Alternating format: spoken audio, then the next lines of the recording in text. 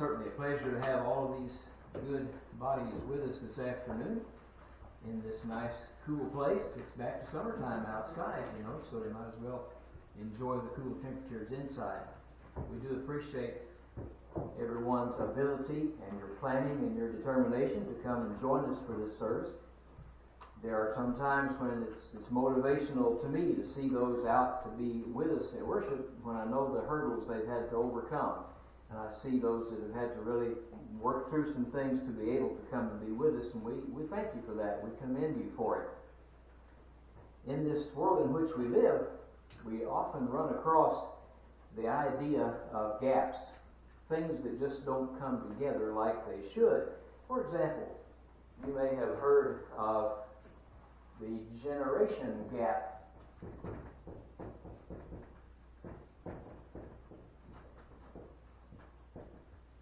And that's when you have a gap between the young and the not so young, or the old. And when I was younger myself, back in the days when I was growing up, there was quite a lot being made of the generation gap, the gap between the under 30s and the over 30s. In fact, there was a famous philosopher of the time who simply said, "Don't trust anyone over 30." All right, and I forget what his name was now. He's so famous, but I remember that statement was made. So, generation gap, the thinking of younger and older not exactly matching up too well. Is that happening today? Well, of course it is. There is a gap still between the mindset of younger folks and the mindset of older people. Okay. We also find there's a gap between the folks who have a little bit of financial ability and those who have a lot of financial ability. We call that today the financial gap or the economy gap. You may read about it in the papers or in the news, or you hear it spoken about on news programs. The economy gap, where there are many at the low end of the spectrum whose earnings and abilities are small, and some at the higher end of the financial spectrum whose earnings and abilities and resources are much greater. Well, that's always been there too. There's always been a financial gap, if you will, an economy gap. It seems to be getting worse nowadays. I know the other day I read that the number of billionaires at the top end is increasing faster than any other time in history. Large amounts of income for some people, leaving behind many of us. I think I'm over here on this side. Most of us who are on the low end of the economy gap. And there are many others. We understand today that there is a gender gap, a gap between males and females. Well, hasn't that always been the case? There's always been some difference in understanding and kind of a lack of actually merging our thoughts with male and female.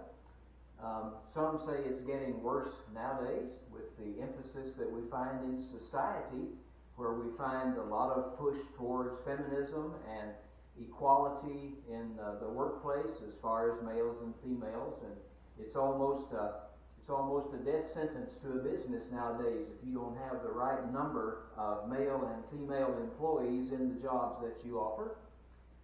Makes us kind of think about what really we should be looking at for those positions. But at any rate, several different kinds of gaps. There's many we didn't mention. I know that during the Cold War there was the missile gap. Russians having lots of missiles and us having too few, or us having a lot and the Russians having too few.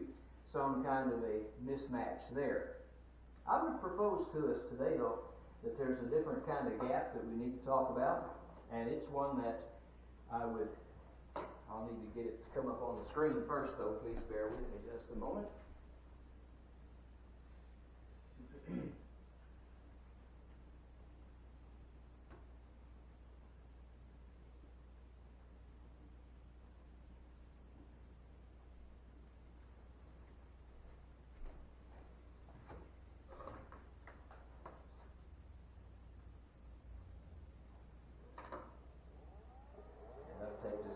warm up. I'm sorry, in my haste to get stuff written on the board there, I forgot to turn on the projector. So there's another gap, I guess, between technology and me. We're not merging like we should. And while that's coming up, remember that there is also, I heard this the other day, there is a technology gap, or they call it the digital divide, where people have different levels of access to the internet and resources on the web in some places, just because of where you live. If you live in a primarily rural area, you might not have access to high-speed, real efficient, very in-depth internet services that someone in a city, urban environment might have. And some of our schools are like that. Some schools have very good equipment and access, and so their students have a lot of digital expertise, and then there's some that don't, so we could as well put up here the digital divide. But for our purposes for this afternoon, would you consider with me this, that each one of us faces what we would have to call the motivation gap. What might that be? The motivation gap is pretty simple, really. Motivation gap looks like this. It's the gap between knowing and doing. Have you ever run into that? I run into it all the time. I know what's to be done. I have a pretty good idea of what's expected of me. I have all the information I need to tell me what I should be doing, and I know that. But on the other side of the equation, it's not getting done. There's some connection that's not being made. And we know that this is true. There is a motivation gap that plagues us nowadays. In James chapter 4, we read about this gap. And I know our little pointer's up there. Here's what James writes. If you'd like to turn to it in the Bible, please do so. We're going to put it on the screen for you as well. James, the 4th chapter, starting in verse 13. He writes, "Come now, you who say, today or tomorrow we will go to such and such a city, spend a year there, and buy and sell and make a profit. Whereas you do not know what will happen tomorrow. For what is your life? It is even a vapor that appears for a little time and then vanishes away. Instead, you ought to say, if the Lord wills, we shall live and do this or that. But now you boast in your arrogance. All such boasting is evil. Therefore, to him who knows to do good and does not do it, to him it is sin." Well, that last statement there actually describes the motivation gap, doesn't it? It describes knowing to do good and not doing it. Well, we could label that gap, if you put right in between the arrows that we had on our screen there, in between those green arrows, we could write the word sin, because that's what it is. A motivational gap is sin. That's what James wrote. What does it involve? Well, it involves making plans and viewing life as though it's going to go on forever, and thinking we'll have more time to do the things that we know we should, but we don't. And somehow we get lulled into the idea that we'll always have plenty of time. We'll talk about that very issue of it in just a moment. But this gap between knowing and doing is a problem with motivation. What exactly is motivation? If something motivates us, it encourages us to take action. It gives us a reason to engage in some action. I remember years ago watching this film of a little monkey sitting in a chair in front of a screen. And there were two different buttons there. And the monkey was supposed to push the green button. Well, if the monkey pushed the red button, he got a shock. That's motivation, to not push the red button. But they had to also teach the monkey the positive side, which was to press the green button and get a treat. And you can imagine it only took that monkey a couple of times to learn the trick to that little problem, to make sure to push the green button, but he was motivated. Sometimes we're motivated by negative things like punishment. Sometimes we're motivated by positive things like a reward. But whatever, there has to be some motivation here to get us from the knowing stage to the doing stage. I mean, yes, I know the grass needs mowing. I know the weeds need pulling. I know the shrubs need trimming.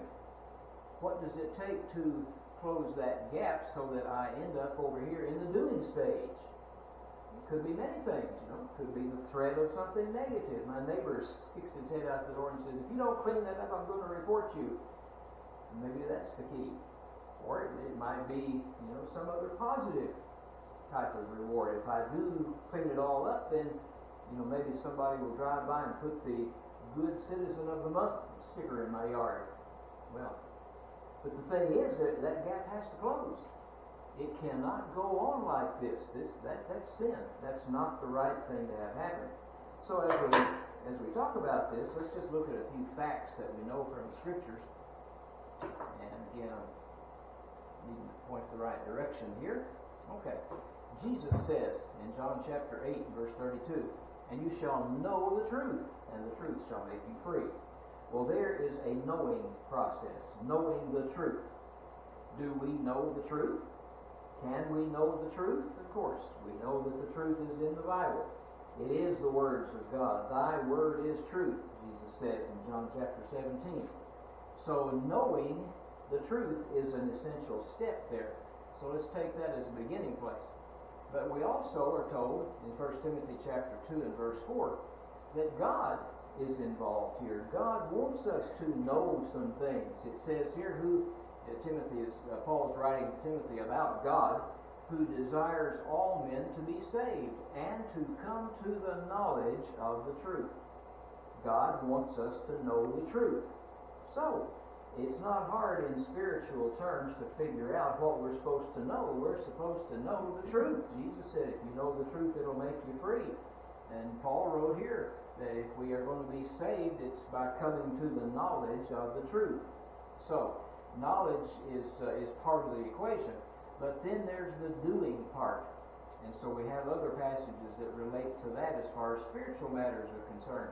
In Luke chapter 6, Jesus, who said, if you know the truth, it will make you free, he also said, but why do you call me Lord, Lord, and not do the things which I say? Well, wouldn't you know? There's the other side of the equation. That's the doing part. That's the part that gives us trouble. We can know the truth, but we have to be motivated to put it into action. So the Bible tells us, for example, if you believe and are baptized, you'll be saved, then we need to put the action with our knowledge. We also have other scriptural admonitions, like Hebrews chapter 5, verses 8 and 9. Speaking here about Jesus, the writer says, though he were a son, yet he learned obedience by the things which he suffered. Okay, we know that about Jesus. We know he suffered and he learned and gained obedience that way. And having been perfected, he became the author of eternal salvation. All right, that's what we want. But by what? To all who obey him. There it is. There's that doing part again. We know Jesus is capable. We know he has done these things and has been perfected. But now we've got to obey him. We've got to get to the doing part and be sure that we carry that out. And let's don't do that. Let's back up a step or two.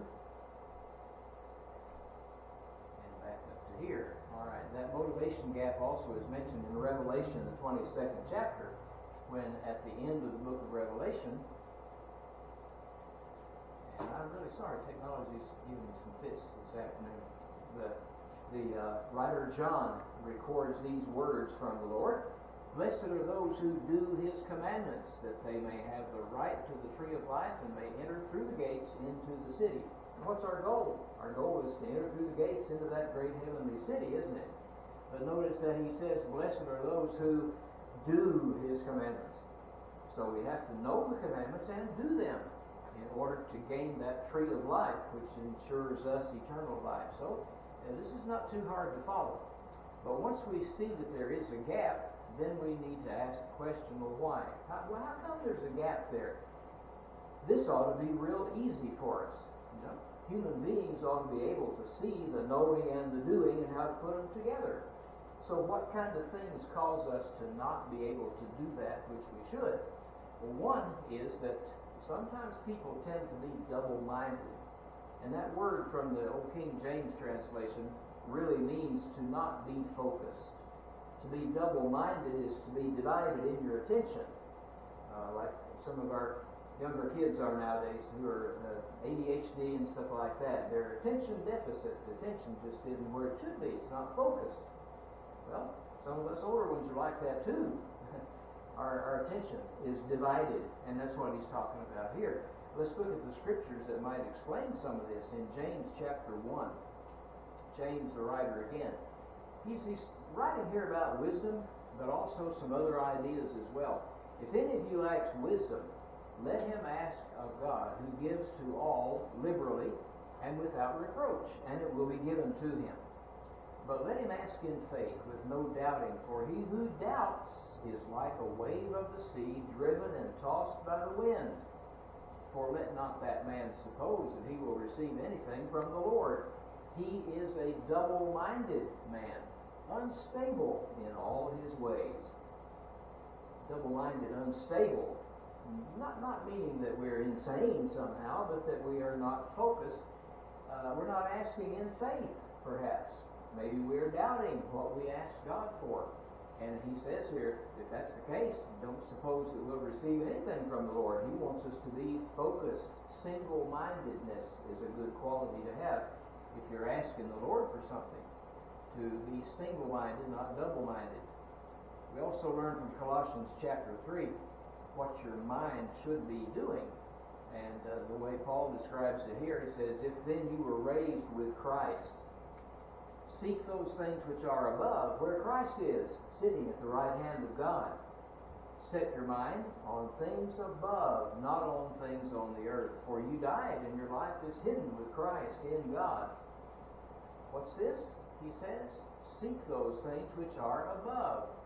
Set your mind on things above. Double-mindedness comes about, and it causes a motivation gap there when we're thinking more about the things on the earth than we are about things above. And you say, well, how do you do that? How do you not think about the things on the earth? We live on the earth.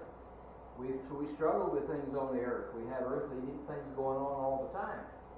Sure we do. But we also have God going on all the time. We have spiritual input from the scriptures going on constantly. And what this tells us is we have the ability to set our mind where it should be. And if we do that, then we begin to close that gap. We begin to see and work with the spiritual mindedness that we ought to have. Thereby we close that motivation gap as much as possible. There's also a problem with temptation. I know myself. Many times I have begun a process that I know is right, and I know how to do it, and I know that I need to do it, and then sure enough, along comes some temptation which draws me away. Could be everyday things, like mowing that yard, or it could be spiritual things. I'm aware that the Bible says I should know how to approach God in prayer and how to work with the Word and teach it to others. And then the doing part, I understand I need to be doing that, but along comes temptation, and there's something else that I'd rather do. Something else that draws me away. And temptation often is involved in this motivation gap. It causes us to not reach the other side and actually doing things. So let's take a look at that. In James chapter 1 again, here's what James writes about temptation. Let no one say when he is tempted, I'm tempted of God. By God, for God cannot be tempted by evil, nor does he himself tempt anyone. But each one is tempted when he is drawn away by his own desires and enticed. Then when desire has conceived, it gives birth to sin, and sin, when it is full grown, brings forth death. Do not be deceived, my beloved brethren. That motivation gap is sometimes a problem of deception. We're letting ourselves be deceived. We think we know all we need to know, but we're not putting it into action. And one reason might be temptation here. James tells us how that works. He says each one is tempted when he is drawn away by his own desires and enticed. Well, isn't that exactly what we're looking at here? Any of these gaps would kind of be like that. If they're going to be closed, it's because someone is focused on doing the right things. If we're enticed and pulled away, we might know what to do, but we're going to be pulled away from the doing part. The knowledge will be there, but the doing won't. And temptation certainly plays a part in that. Well, we also find that the Hebrew writer deals with this to some degree. He tells us an example here in Hebrews chapter 11 about Moses. When he became of age, he refused to be called the son of Pharaoh's daughter, choosing rather to suffer affliction with the people of God than to enjoy the pleasures or the passing pleasures of sin. What did Moses do? He exercised some action to bring that motivation gap closed. He knew what to do. He knew that the sin of God's enemies, the Egyptians, the sins of that culture, were just passing. They weren't eternal. They might be fun for the moment. He might enjoy being Pharaoh's daughter's son, but they were passing pleasures. What he did was he chose to suffer affliction with the people of God. Why was that? Because that was the doing part. His faith lay with God, not with Egypt. Moses here, it says, by faith refused to be called the son of Pharaoh's daughter. Sometimes we overlook that. This was by faith on Moses' part. Faith made him close the gap. He was motivated to stick with God, and his faith helped him to pull that gap together. Moses is just a good example of it. Then we also find in Hebrews chapter 3, going back earlier in that letter, the writer says, beware, brethren, lest there be in any of you an evil heart of unbelief in departing from the living God. But exhort one another daily while it is called today, lest any of you be hardened through the deceitfulness of sin.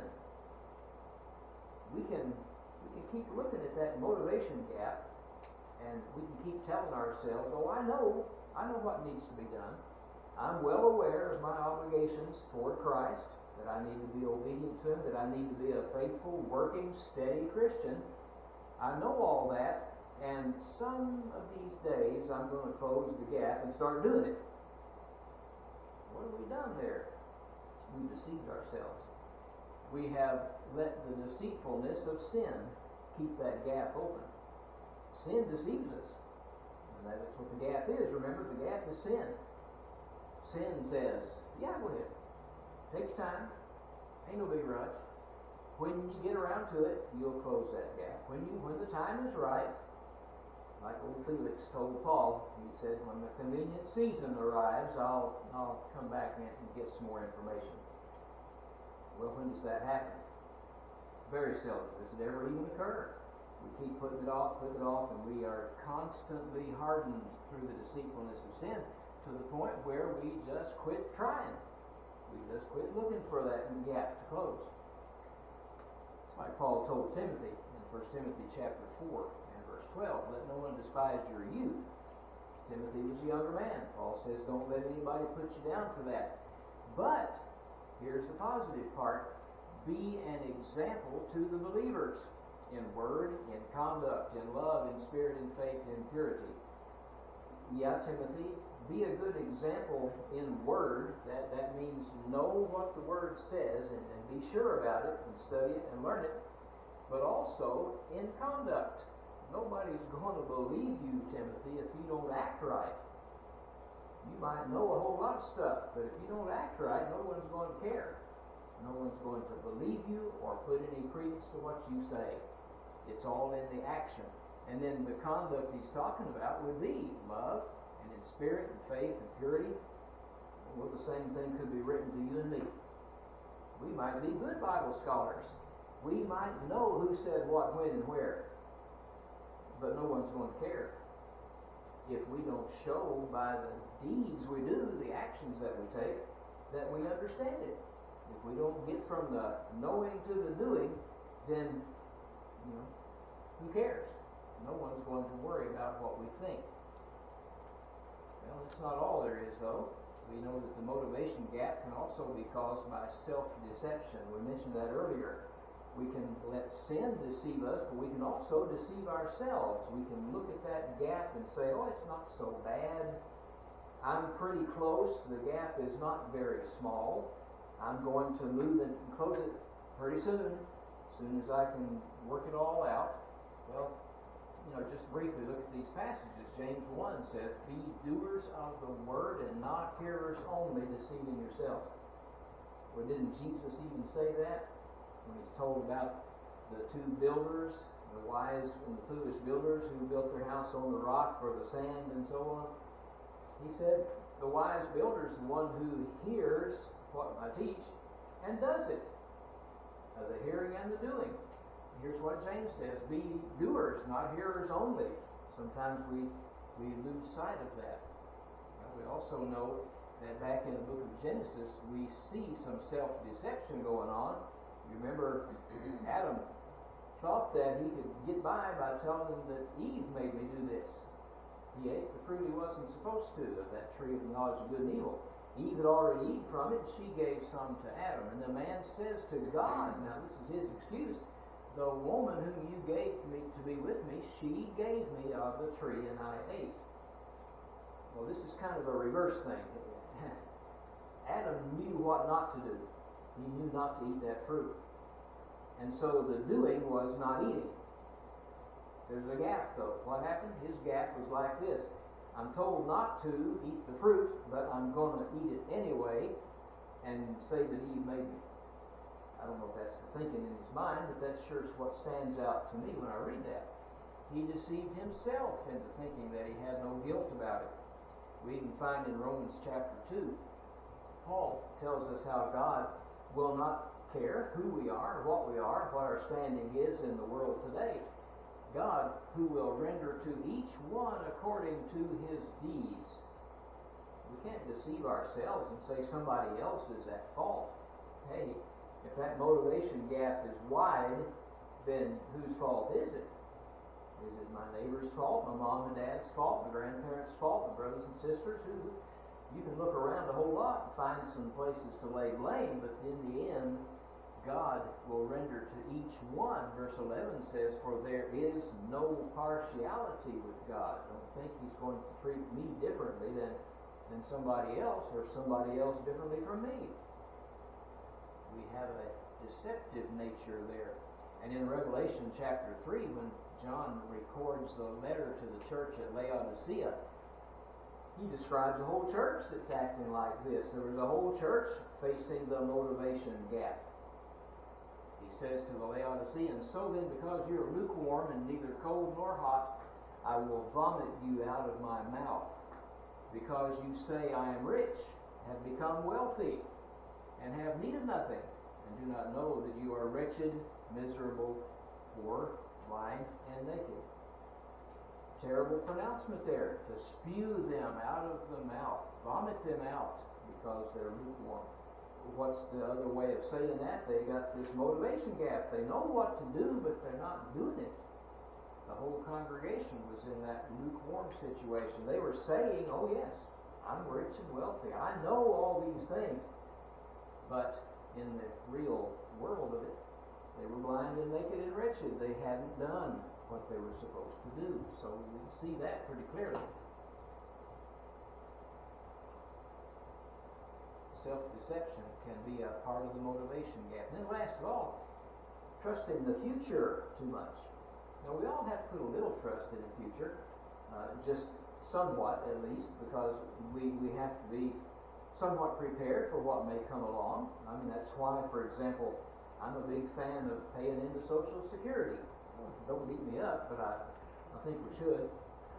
Some say it'll never come to pass and you'll never get your money back, but Social Security is not such a bad thing.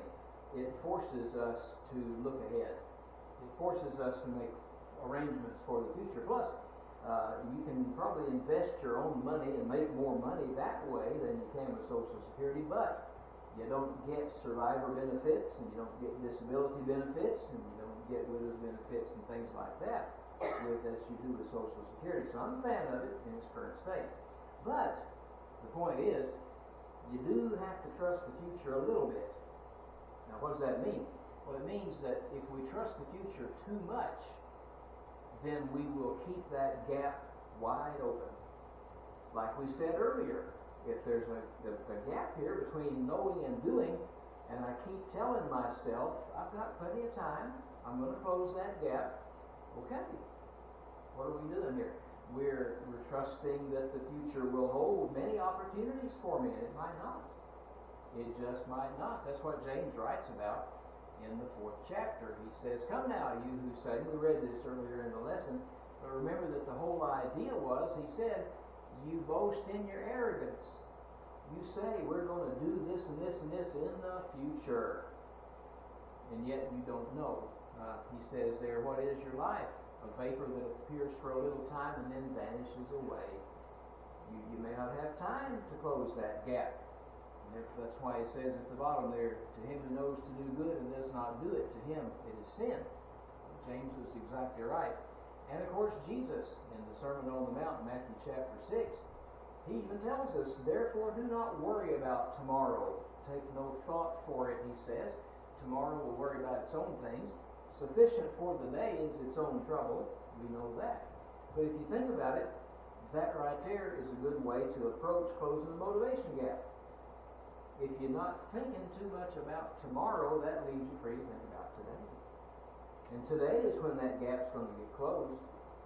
Nobody here, I'm sure, would bank on it when somebody might say, well, I'm going to close this gap here between knowing and doing in about 6 months. How do we get that? Well, there's no way to predict it. But if we say, I have today, I have right now, and I'm going to start closing that gap right now, I'm going to get with the program. I'm going to do what I know to do and stop making the gap wider. Well, we also find in Acts chapter 24, we mentioned this character earlier. Felix, when Paul reasoned with him about righteousness and self-control and the judgment to come, Felix was afraid. And he asked Paul, he said, go away, please, go away. When I have a convenient time, I'll call for you. What was Felix doing there? He was banking on the future. He was saying, yeah, when things settle down a little bit, when I'm not so afraid of all this, I'll call you back, Paul. We might discuss it some more. We don't record anything the Bible doesn't record anything that ever tells us he did that. And finally, in John chapter 9, Jesus describing for us there his own ability to do the things that he knew. What about Jesus? Do you think he had a motivation gap? I don't think he had much of one, because here was his philosophy. Jesus said, I must work the works of him who sent me while it is day. That's just a poetic way of saying, while I have the opportunity now, the night is coming when no one can work. Jesus knew that for him, the night was coming when he would die, when he wouldn't be on this earth to carry out this work anymore. My, what about you and me? Do we recognize the difference between daylight and dark? We do our best work in the daytime, I'm sure. The dark is coming.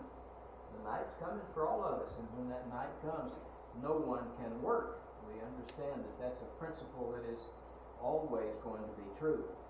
So the motivation gap really is, it kind of comes down to this, as we wrap up our thoughts, to kind of visualize it just a little bit better. We know that gap is like an empty space. The only way it's going to get filled is if we put something in it. And the way to put something in it is to move these arrows closer together so the gap disappears. But if you move the arrows closer together by the things that you do, you have to take something along with it, which is the action. We've got to take the doing and actually move it over there to where that gap is. Right now, the doing is outside the gap. It's not helping us any. We've got to move the doing into the gap. And as we do that, we also take what we know and bring it in also. If I can get this to do right, let's come back to here. Here we go. We're going to put the knowing in there with it. And if you look real close, what we've got here is one of those Venn diagrams. You ever seen one of those? A Venn diagram where you draw these circles that each contain information, and where they overlap is where you got the right solution. If you're doing math or chemistry, you can see how that really works. But it works in spiritual things too. If you bring the parts close enough together, then you get this overlap right here where the knowing and the doing are coming together. I'm sure you didn't want a lesson on Venn diagrams tonight, but still, how are we going to solve this gap? We're going to put the parts together. Move the doing and the knowing so that where they fit into that space in the middle there. And the only one that can do that is me and you. I can't do it for you. Nobody can come along and move you from one spot to another. You and I have the ability to do it ourselves. And unless we actually carry it out, then the gap won't be closed. So we thank you for your good attention this afternoon. If you will, consider this song we're about to sing, Almost Persuaded. If there's a gap in your life spiritually, are you persuaded to close it, or are you almost? And just think about this now. The diagram we drew up there, if that gap is almost closed, what do you still have? You still have a gap, don't you? Until we are completely convinced to close the gap, then we're not where we should be. So as we sing this song, if you have any need to be responsive to the Lord's invitation, please come while we stand up and sing together. Oh,